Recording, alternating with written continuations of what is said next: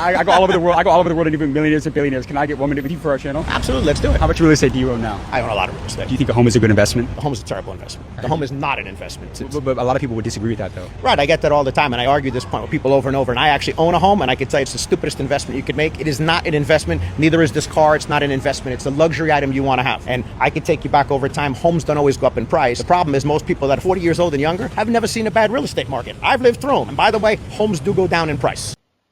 This might be one of the worst real estate takes I've heard this year. Look, he's not completely wrong. There are times where renting does make more sense short term. But let's look at the facts. Homeownership net worth is 43 times that of a renter. In fact, according to the most recent Federal Reserve survey of consumer finance, a typical U.S. homeowner currently has a net worth of $430,000, and the net worth of an average renter is just $10,000.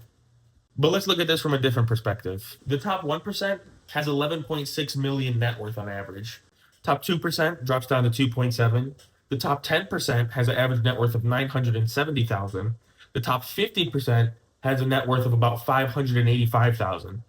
So when we look at where the net worth came from, according to Kiplinger, it says that about 2/3 of all net worths come from equity in their home. I mean, you can see the data speaks for itself. It's very hard to get wealthy without having real estate in your portfolio. Even throughout recessions, real estate has consistently recovered and grown over time. In fact, 43 of the past 50 years, real estate has gone up. One thing also to consider is that rent goes up forever. Mortgages are mostly fixed. So, is buying a house always the best move?